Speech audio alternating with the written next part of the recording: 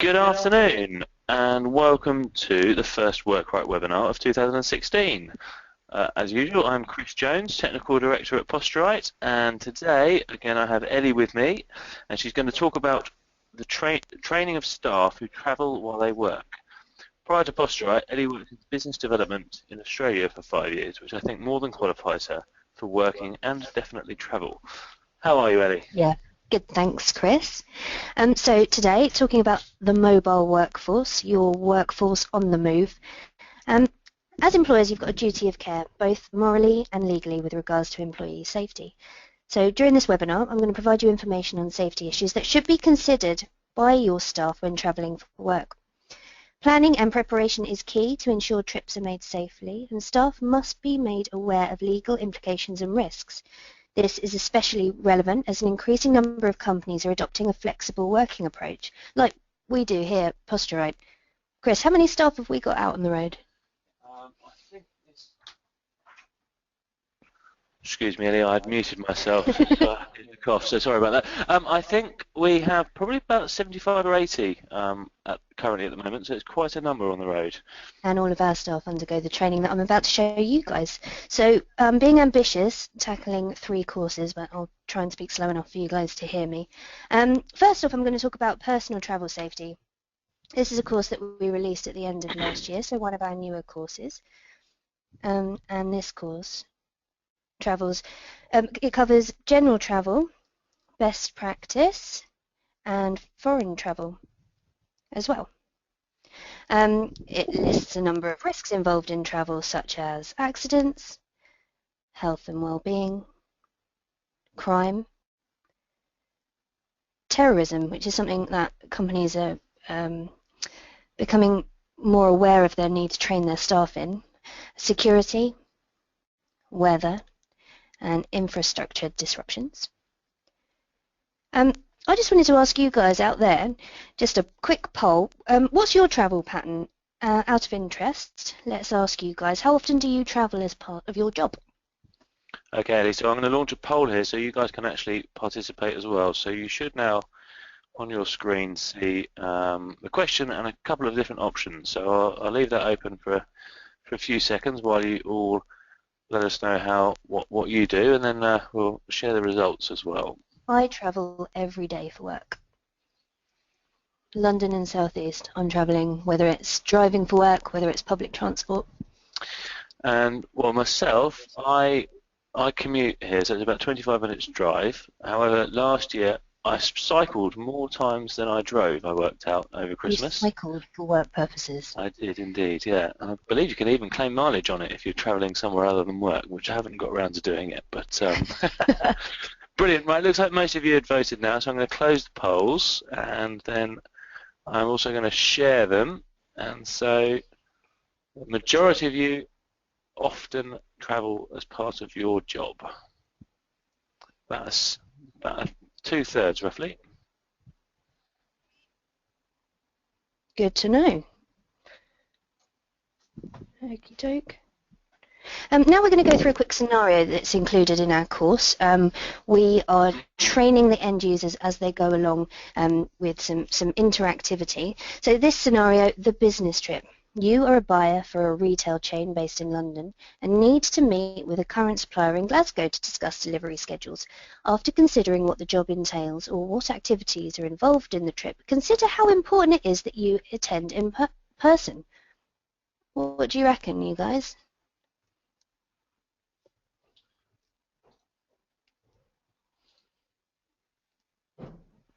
Ellie, have I launched the right poll? Nope. Sorry guys. It's not a problem, we can crack on to that one. Yeah, sorry, I don't think it's on there, afraid, Ellie, so we're going to have to keep going. This slide here is just encouraging you to think about your need to make that business trip. I mean, is it a necessity? Could you meet halfway, or could you use teleconferencing, which is something that we use a lot of here at WorkRite? You go through the considerations that you need to make for any journey.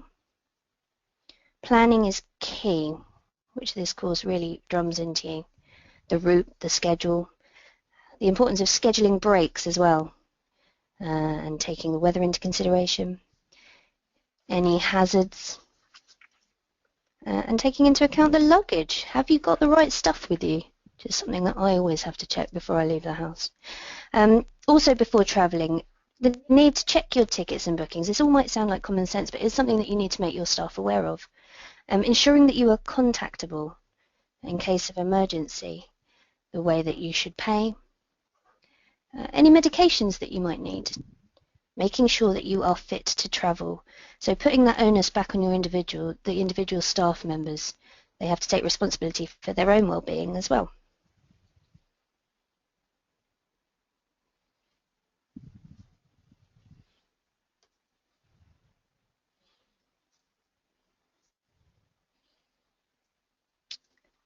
How to pack your personal contact details. There we go. And staying aware. Good planning allows you to look confident and act confidently. Keep your belongings close by at all times. Be aware that personal earphones can interfere with your awareness. Drugs, alcohol and prescription medication can affect your safety. Avoid poorly lit areas. Again, this might all sound like common sense, but you need to inform your staff. Stick to your schedule or make sure that you amend your diary accordingly. You need to make sure that your employers know where you are when travelling for work. It's very important. So now we're going to go back onto that previous slide you had, Chris. The transportation best practice. Yes, we won't be able to do the poll early because I already launched it and then closed it. So, well, I'm afraid. Okay, that was basically just telling you that public transport is generally considered the safest mode of transport for you to take for work.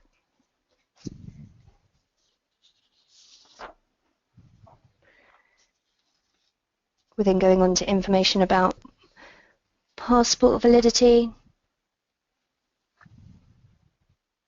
For some countries, you must leave at least 6 months on your passport validity, which is something that I wasn't aware of. Making sure that you've got the right health advice and insurance for travel. You know the correct way to pay.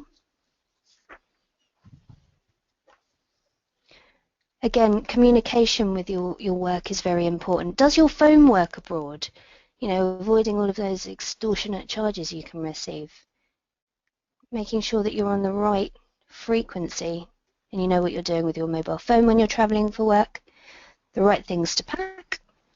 Making sure you've got the right accommodation. And security. Checking government websites for foreign travel advice.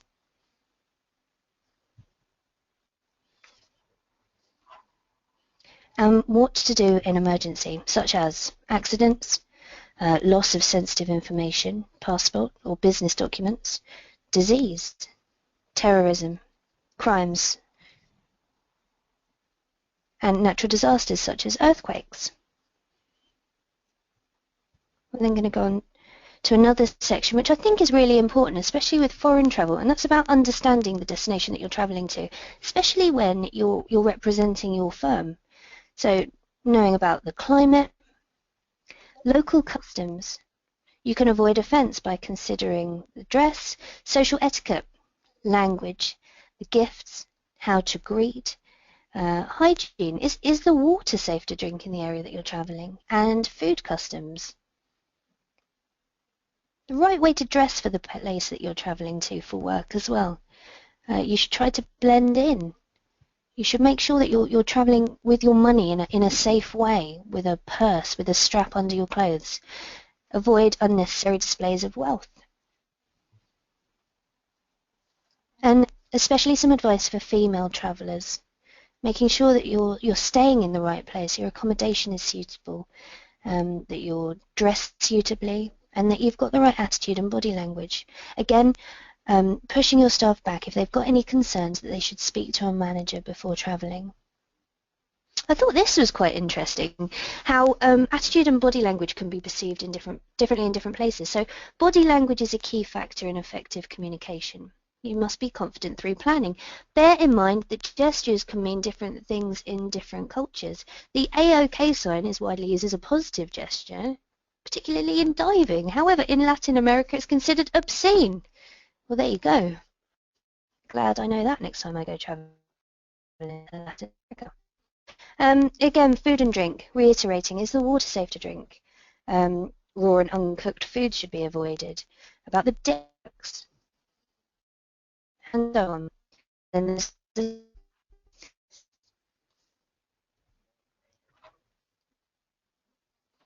just want to say, I'm having some trouble with my screen's freezing a little bit there, guys. I'm then going to take us on to another course, which is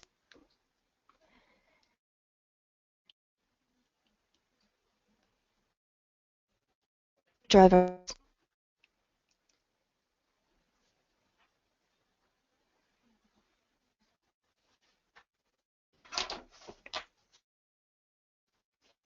Talks about the shared responsibility for the driver theory. Companies and employees can be prosecuted for having road collisions in which the driver is driving for work, even if the driver is using their own vehicle, which is so important for your staff to know that you as a company and that the individual staff member using their own vehicle for travel you still need to cover them with that. It talks about the legislation, the road traffic law and the highway code, the corporate manslaughter and the corporate homicide act, the company policies, risk assessments, and hazards. Things you need to be aware of with the driver, the age, driving experience, competence and attitude, familiarity with the vehicle. How can hazards be minimised? By avoiding journeys where possible, as our previous course mentioned. Planning safer journeys. Ensuring appropriate vehicles are selected and that the maintenance is undertaken, and selecting appropriate drivers. We've got another case study here, guys. Just have a little think about this. James takes a few minutes to review his company's road safety policy. He considers using his own vehicle. He believes that his company could not be prosecuted for road collisions. Is this true or false? That is false, guys. Companies and employees can be prosecuted for road collisions where the driver is driving for work, even if the driver is using their own vehicle.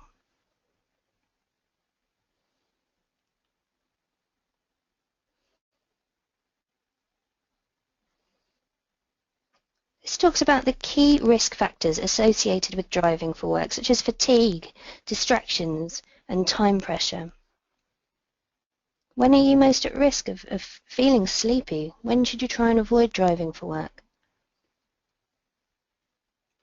So how many minutes break should you take? Have a think about this, guys. Do you know the right answer? How many minutes break should be taken for every 2 hours of driving? Okay, this is one that we can be interactive on, so I'm going to launch a poll, Ellie, and there you go, guys. You can vote away. What do you reckon? Well, I think for every 2 hours of driving, well, being a multiple choice, I'd be inclined to go sort of somewhere in the middle. I'm going to go for 10, Ellie. I thought it was 10. Yep, that's what I had. Okay, I think we've got most people have voted now, so I'm going to close the vote. What do people reckon? Oh, let's have a look.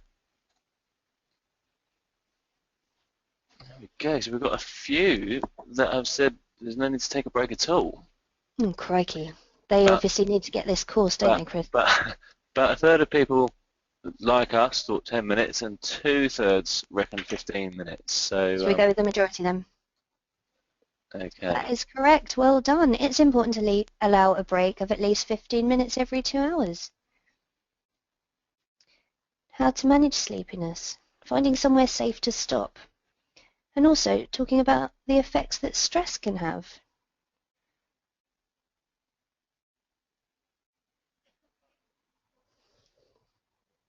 How to manage stress, which I think is quite important in most working environments.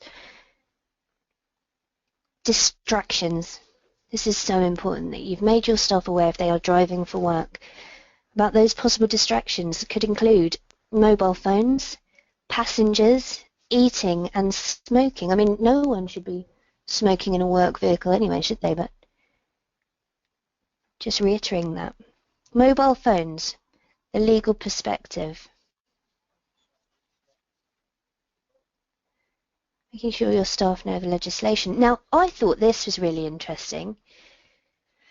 It's talking about mobile phones and safety. Chris, this isn't a poll, this is just for us to have a think about. Do you think using a hands-free device significantly reduces the risk? Well, I've been glad to say yes. I mean, I've got Bluetooth in my car for phone calls and whatnot, and I would say that I certainly feel safer using that than not. Me too, but maybe we're lulling ourselves into a false sense of security then. It's incorrect. Using a hands-free device doesn't significantly reduce the risks. This is because the important effects of distraction are related to its impact on thinking and decision-making. Research shows clearly that your driving will suffer, as will your ability to hold the conversation. I mean, keeping the chat going isn't as important, is it, as your safety? But that's something to think about for your staff there. Should you be having them on a hands-free? And then goes on again to talk about passengers. Vehicle safety. Do your staff know how to carry out a basic vehicle check? So we're going to teach you FLOWER, which is a simple way to remember basic vehicle checks. The fuel, the lights, oil, water, electrics, and rubber. Ensure that tyre pressure is correct. Thought that was quite a good simple way of remembering it. Excellent. There you go. Oh. And so on. Some questions about the company car. It's important for me to point out to you, we've also got a version that we've just completed of this driver awareness course, which has no mention of company cars at all. So if you've got staff, you don't actually have any company cars, but your staff use their own cars for work. We're able to provide you with a version that doesn't have any mention of that at all. There's one more course that I wanted to run through with you, which is WorkRite. Now, this is for staff that are working out on the road and how you need to adapt when you are out in the field. So, with regards to DSE, like how do you protect yourself with display screen equipment? What should you be doing to make sure that you're adopting the right posture? So we talk about the use of extra equipment that you might need here. And this is talking your staff through how to set up their laptop. Using a separate keyboard and mouse, using a document holder if you need to. It's not always practical when you're sat in a coffee shop to have all your kit with you. But I mean, when I'm out at meetings and seeing clients, I've always got those with me. Because you never know when you've got a spare hour and you need to get on with some work, and I obviously want to protect myself. What if I need to use my laptop between appointments? Here we go. Avoid any postures that cause you to twist. This is talking about using your laptop in the car. Generally, using the passenger seat gives more space. Don't place laptop directly onto your lap. Place a book or similar to make sure that your screen's at the right height. How to carry your laptop. Have a wheeled case, perhaps. Again, distribute the weight of the equipment that you're carrying around for work is really important. You want your staff to protect themselves and their bodies. Using mobile devices as well. Using PDAs and smartphones. Using satellite navigation. Again, driving. I'm not going to go through that. It's not in as much detail as our driver's awareness, but covers it briefly there. Data and security. Now, this is really important for staff that are working out on the road, that they don't forget the Data Protection Act. So again, there's going to be a little bit of information and advice here. A bit of information about the information security policy. What's your company's policy? What are you doing for it? Have you made your staff aware of it? And the risks that you can face. How to avoid those risks. Again, making sure you're complying with the DPA. And some real life examples here. So the HMRC lost 25 million people records which were stored on a CD. PA Consulting lost data containing information on thousands of criminals and prisoners, resulting in their contract with the government worth 1.5 million being terminated. And here, memory stick holding passwords for a government computer system with access to tax returns and child benefits was found in the car park of a pub. The memory stick was lost by an employee of a subcontractor. Again, something to think about if you're contracting out. Are you making sure that they've received the right training? Here we go. These examples are all reminders that losing information is not only costly, but causes reputational damage. The 8 principles of the DPA and some do's and don'ts. Again, mobile safety and security. Have you got any lone workers? Have you got people that are out on their own? This section might be worth them having a look at. It's talking about visiting client sites and how you make sure that you are safe throughout. Does your job involve any out-of-hours working? What about your personal security? And then again, working from home. What to do when it's not possible to access the network. The use of memory sticks, using company networks, and then a summary. I think this is really important, and I use the train a lot for work, and I see people that are completely oblivious to the information that they've got on their laptops. I mean, I'm sure you guys there have seen it as well. People can look over your shoulder at your laptop screen.